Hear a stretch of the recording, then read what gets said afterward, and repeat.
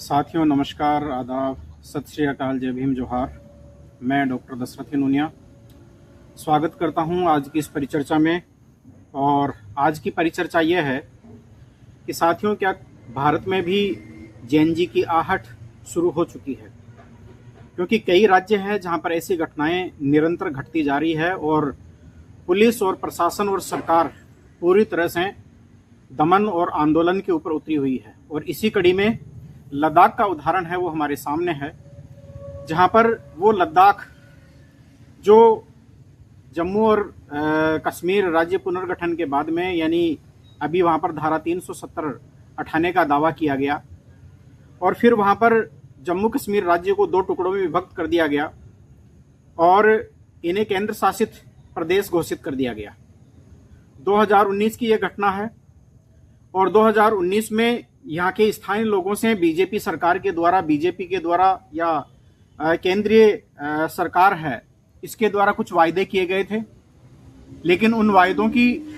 एक तरह से वादा खिलाफी कहा जा सकता है सरकार ने की और उसी के परिणति के रूप में वहां पर असंतोष पनपा। और इस असंतोष ने जो नेपाल में हुआ, जो फ्रांस में हुआ, इसी प्रकार से और भी कई यूरोपीय देशों में जो जेएनजी की आग भड़की, अब ये धीरे धीरे भारत की ओर भी अग्रसर होती हुई दिखाई दे रही है। और इसी कड़ी में कल जो लद्दाख में जो है इसी प्रकार की हिंसक घटनाएं हुई। वहां पर जो युवा प्रदर्शनकारी है, उन्होंने, हालांकि वो शांतिपूर्ण और संवैधानिक और लोकतांत्रिक तरीके से अनशन और हड़ताल की, विरोध प्रदर्शन की एक जो संवैधानिक प्रक्रिया है, उसी का पालन करते हुए अपनी असंतोष की आवाज को सरकार तक पहुंचाना चाह रहे थे, लेकिन सरकार ने अभी तक ध्यान नहीं दिया। और इसी भूख हड़ताल के दौरान या अनशन के दौरान जो अनशनकारी है, उनकी जब तबीयत बिगड़ने लगी तो जनता में असंतोष पनपा और फिर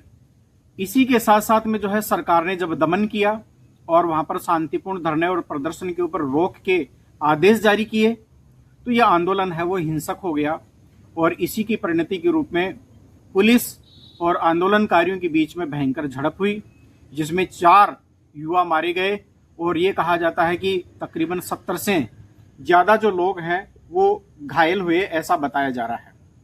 हालांकि आधिकारिक आंकड़े अभी भी, यानी कि एक तरह से जो है वो नेपथ्य में है। वास्तविकता जो सोशल मीडिया के माध्यम से जो आ रही है वो अत्यंत भयानक है, भयावह है। तो आज हम इन्हीं बातों के ऊपर, यानी कि एक तरह से चर्चा करेंगे कि क्या लद्दाख जेएनजी की चेतावनी है और जो लद्दाख के जो लोग हैं जो 6th शेड्यूल की मांग कर रहे हैं कि उनको उस राज्य को जो है, एक तो उनका जो राज्य है उसको पूर्ण राज्य का दर्जा दिया जाए और उन्हें 6th शेड्यूल में है वो शामिल किया जाए। आम्बेडकर पार्टी ऑफ इंडिया के राष्ट्रीय अध्यक्ष धीमान विजय मानकर साहब ने बार बार जो है 5th और 6th शेड्यूल की जो बात है वो उठाई है। और इसी कड़ी में जो 6th शेड्यूल है, जिसमें पूर्वोत्तर के जो 4 राज्य हैं वो आ जाते हैं, और इसी कड़ी में लद्दाख का जो क्षेत्र है वो भी इसी प्रकार से, यानी कि एक तरह से ऐसा ही क्षेत्र है जहां पर उनकी जो मांग है वो ये है कि उन्हें एक, यानी कि एक तरह से जो है वो संवैधानिक दर्जा दिया जाए, ताकि उनकी सांस्कृतिक जो पहचान है वो संरक्षित रह सके। और इसी के साथ साथ में जो स्थानीय उनकी जो जमीन और जो वहाँ के उत्पादन के जो साधन है, उनके ऊपर जो है उनकी मालिकियत हो। और ये उनकी मांग है, वो कोई गलत भी नहीं है। तो इन्हीं बातों के ऊपर जो चर्चा करेंगे, क्या इसके पीछे कारपोरेट को फायदा पहुंचाने की नीति है, वो तो नहीं है। इन्हीं बातों के ऊपर, यानी कि एक तरह से जो है वो हम चर्चा करेंगे और साथ ही साथ चर्चा भी करेंगे कि इसी जेएनजी ने वहां पर बीजेपी कार्यालय को जो है वो भी जला दिया और उसमें जो है आग लगा दी गई। इन बातों के ऊपर भी हम चर्चा करेंगे। तो साथियों, सबसे पहली बात यह है कि ये जो 6th शेड्यूल है, इसकी मांग है वो क्यों उठी है, और इसकी थोड़ी सी पृष्ठभूमि देख लेते हैं कि 2019 में जम्मू कश्मीर का पुनर्गठन और लद्दाख का केंद्र शासित प्रदेश बनना स्थानीय प्रशासनिक ढांचे और संसाधन प्रबंधन में बदलाव हो लेकर आया। और इसी कड़ी में जो स्थानीय नेता और जो नागरिक है, विशेषकर जो ले एपेक्स बॉडी है और उनके जो युवा समर्थक जिनका नेतृत्व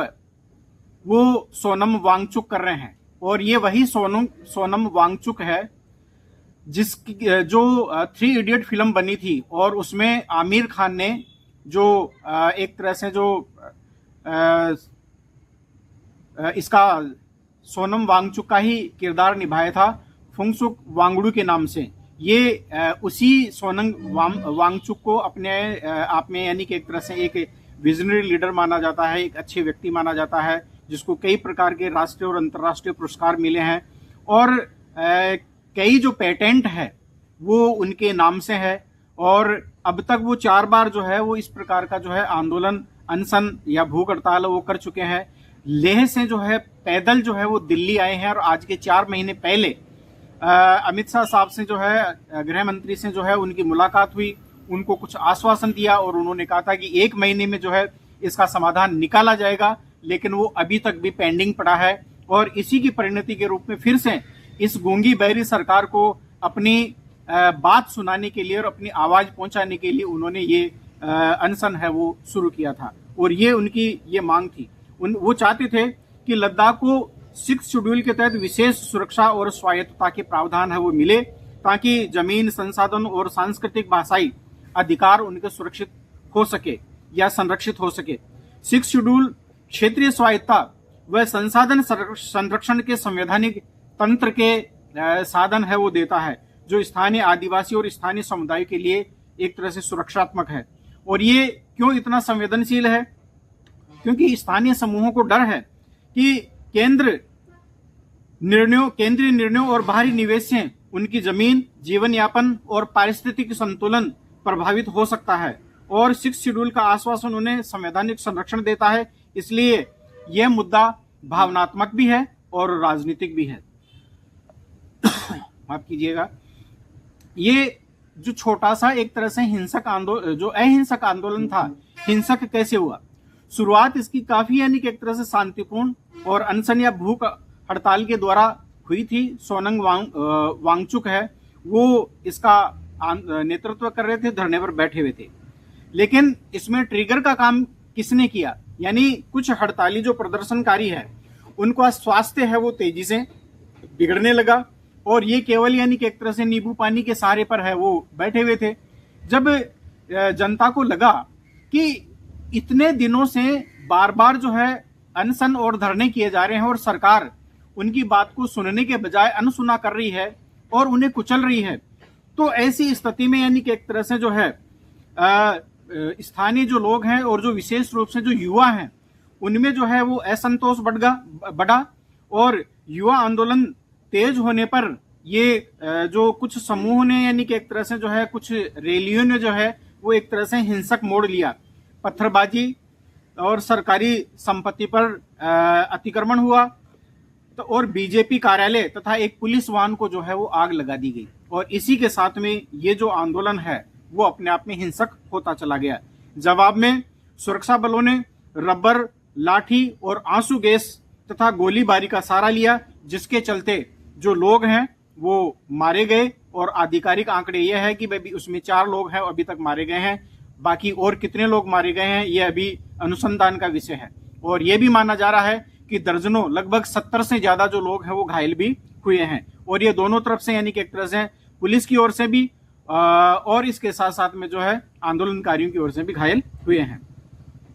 जब लंबे समय तक मांग अनसुनी रहती है और स्थानीय विश्वास टूटता है, तो अशांत समूहों द्वारा चरम कदम उठाने की संभावना बढ़ जाती है, खासकर जब युवा को लगता है कि शांतिपूर्ण रास्ते से काम नहीं हो रहा है। ये जेएनजी की अधीरता और तेज प्रतिक्रिया की प्रवृत्ति से भी जुड़ा हुआ है। क्या बीजेपी ने उस दौरान जो वादे किए थे, क्या वो वादे पूरे हुए? 2019 के बाद कई लोगों ने भरोसा जताया कि लद्दाख के अधिकारों और स्थानीय सुरक्षा की रक्षा की जाएगी, परंतु स्थानीय नेताओं और आम जनता का अनुरोध है कि राज्य का दर्जा नहीं मिला और 6 शेड्यूल के संवैधानिक सुरक्षा विस्तार पर तेज निष्कर्ष नहीं निकले। इस बीच स्थानीय स्तर पर संसाधनों का प्रबंधन, नौकरियां और जमीनी सुरक्षा को लेकर नाराजगी बनी रही। मीडिया रिपोर्ट्स बताती है कि लोगों को लगा कि वादे पूरे नहीं हुए और उनकी चिंताओं को अनदेखा किया जा रहा है। तो ये भी यानी कि एक तरह से जो है वो बात कही जा सकती है कि वादों का यानी कि एक तरह से आंशिक या अपर्याप्त पालन और त्वरित संवैधानिक समाधान न होने की स्थिति ने जो एक तरह से स्थानीय विश्वास है उसको खो दिया और तनाव की ये जो है मुख्य वजह है वो बना है। इसी के साथ साथ में क्या कारपोरेट नीतियां भी इसके लिए जिम्मेदार मानी जा सकती है और ये क्या उनका लक्षित ये उनकी चिंता है। लद्दाख और ऐसे संवेदनशील पारिस्थितिकी इलाकों में बड़े कारपोरेट प्रोजेक्ट जिसमें खनन है, होटलिंग है, अवसंरचना है, सोलर से संबंधित जो पावर प्रोजेक्ट है और इसमें विशेष रूप से जो अडानी समूह को और इसी के साथ साथ में यानी कि एक तरह से जो है अंबानी जो ग्रुप है उनको कुछ फायदा पहुंचाने की आशंका है, वो स्थानीय लोगों को जो है उसमें डर पैदा करने लगी और उनको लगने लगा कि जिस प्रकार से आज सरकार है पूंजीपतियों के लिए देश के संसाधनों को औने पौने दामों पर बेच रही है, औने पौने दामों पर यानी कि एक तरह से जो है उनको उपलब्ध करवाया जा रहा है, तो ये असुरक्षा की भावना जो है वो लद्दाख में भी यानी कि एक तरह से जो है वो बड़े पैमाने पर देखी गई और इसी ने विशेषकर जो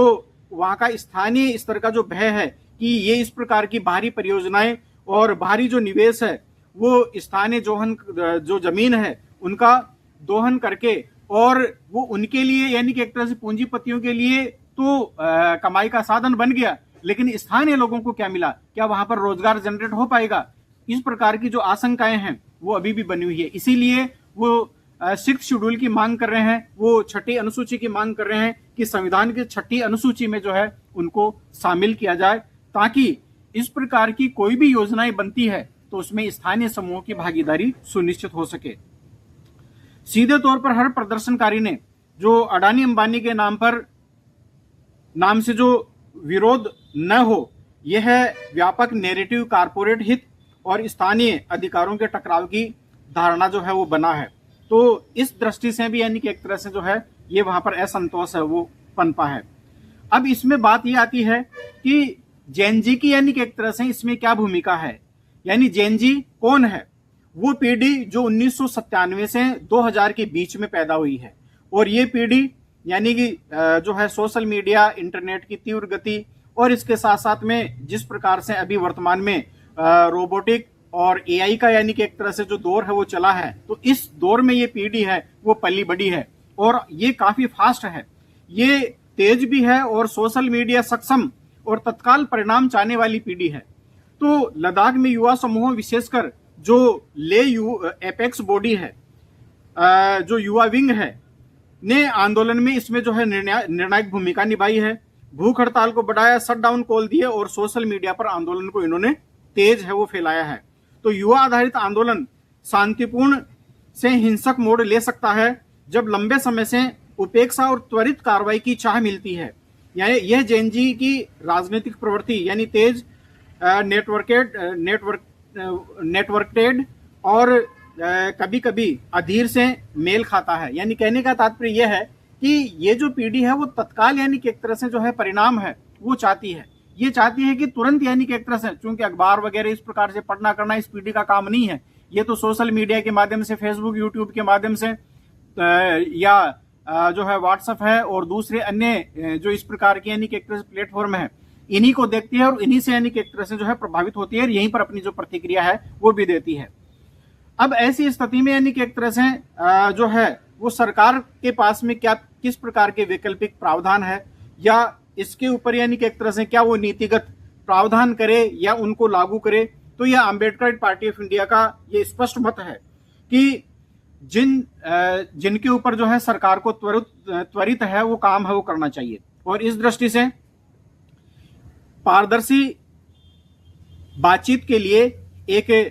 जो है प्रतिनिधि मंडल है वो बनाया जाए और केंद्रीय उच्च स्तरीय प्रतिनिधि मंडल जो ले एपेक्स बॉडी, कारगिल प्रतिनिधि और युवा समितियों के साथ खुली वार्ता बातचीत के समय सीधे और सार्वजनिक रोड मैप का ऐलान करे। साथियों, मैं एक चीज और बताना चाहूंगा, ये लेह लद्दाख का एरिया है, इसमें दो क्षेत्र आते हैं, एक कारगिल का जो मुस्लिम बाहुल्य क्षेत्र है और लद्दाख का जो कि बुद्धिस्ट बाहुल्य क्षेत्र है। अब इनमें यानी कि एक तरह से पहले तो इनको आपस में धर्म के आधार पर लड़ाया गया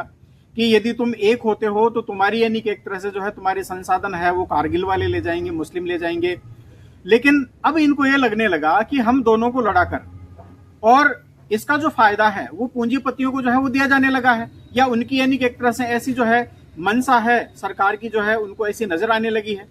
तब अब ये दोनों जो वर्ग हैं वो अब दोनों ही ये चाहते हैं कि इसका कोई संवैधानिक समाधान मिले और रियल में यानी कि एक तरह से उनकी स्थानीय भागीदारी हो, शासन प्रशासन में उनकी भागीदारी हो, उसको पूर्ण राज्य का दर्जा मिले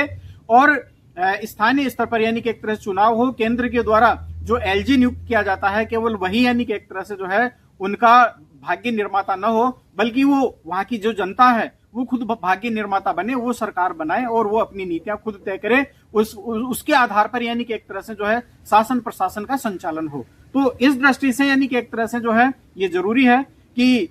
इनके बीच में एक सही प्रकार से वार्ता की जाए और जो इनकी मांग है उस मांग के अनुसार इनकी जो बातें हैं वो स्वीकार की जाए।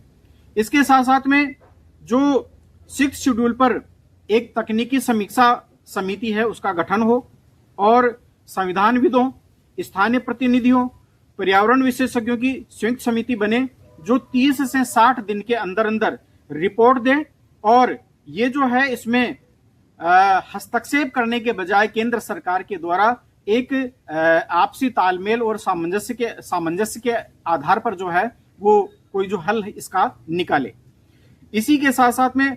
तत्काल प्रशासनिक जो राहत है वो शुरू किए जाए, यानी प्रभावित परिवारों के लिए अस्थायी रोजगार पैकेज घोषित किया जाए, अस्पताल खर्च का समर्थन मिले, जो आंदोलनकारी जो घायल हुए हैं उनको, जो लोग मारे गए हैं उनको तत्काल मुआवजा दिया जाए और इसी के साथ साथ में जो है अति निर्भर युवाओं के लिए कौशल विकास योजनाओं की शुरुआत की जाए। इसके साथ साथ में आम्बेडकर पार्टी ऑफ इंडिया की जो मांग है वो ये है कि स्थानीय संसाधन प्रबंधन पर जो है वो रोक लगे। जब तक संवैधानिक सुरक्षा रूपरेखा सुनिश्चित न हो तब तक बड़े कारपोरेट परियोजनाओं और खुदाइयों पर या उनके अलॉटमेंट पर जो है वो रोक लगनी चाहिए। इसी के साथ साथ में पुलिस को भी यानी कि एक तरह से रिफॉर्म और संयम पर ध्यान है वो देना चाहिए। कठिन आदेशों की समीक्षा होनी चाहिए। गोली और लाठी के उपयोग के स्पष्ट दिशा निर्देश और स्वतंत्र तफ्तीश हो और इस प्रकार की आगे घटनाएं न हो, इसके उचित प्रबंध है वो किए जाए। इसी के साथ साथ में जो डिजिटल डायलॉग है यानी जो जेनजी है, वो जो युवा जो लोग हैं उनको यानी कि एक तरह से जो सरकारी और जो सोशल मीडिया संवाद अभियान है वो शुरू किया जाए और युवाओं से नियमित खुली बैठकें की जाए और उनकी यदि कोई शिकायतें हैं तो इन शिकायतों का निवारण किया जाए और उनके साथ में यानी कि एक तरह से मित्रवत व्यवहार किया जाए ताकि उनको लगे कि सरकार यानी कि एक तरह से उनकी बात को सुन रही है। और इन बातों को ध्यान में रखते हुए यानी कि एक तरह से सरकार को जो निर्णय है वो लेना चाहिए। तो हमारी ये स्पष्ट मांग है और साथ ही साथ निष्कर्ष के रूप में हम ये कहना चाहते हैं कि लद्दाख की घटनाएं बता रही है कि जब संवैधानिक मांगों, राजनीतिक प्रतिनिधित्व और स्थानीय अधिकार अनसुलझे रह जाते हैं तो जेएनजी की नाराजगी या जनता की जो नाराजगी है सड़कों पर हिंसक आंदोलन के रूप में फूटकर निकलती है। बीजेपी कार्यालय की आग जैसी घटनाएं साफ संकेत देती है कि आंदोलन में चरम तत्व पर भरोसा नहीं करते हैं। यदि सरकार ने शीघ्र, पारदर्शी और संवैधानिक समाधान न दिया तो यह आग अन्य संवेदनशील क्षेत्रों और राज्यों में भी फैल सकती है। इस बात को ध्यान रखना चाहिए। साथियों, मैं एक अपील और करना चाहूँगा कि हिंसा किसी भी समस्या का समाधान नहीं है, बल्कि शांतिपूर्ण, संवैधानिक और लोकतांत्रिक तरीके से अपनी मांग है वो रखनी चाहिए और इसी पर भरोसा रखना चाहिए। तभी हमारा लोकतंत्र और हमारा संविधान जीवित रह सकता है। साथ ही साथ मैं देश की जनता से अपील करना चाहता हूं कि यदि आप संविधान, सत्य, विज्ञान, मानवता, मानव अधिकार और अंतर्राष्ट्रीय कानून, कॉस्मो ह्यूमनिज्म और अम्बेडकरिज्म विश्वास करते हैं तो आप हमारी पार्टी से जुड़ें और इस वीडियो को लाइक करें, शेयर करें और इस चैनल को सब्सक्राइब करें। बहुत बहुत धन्यवाद।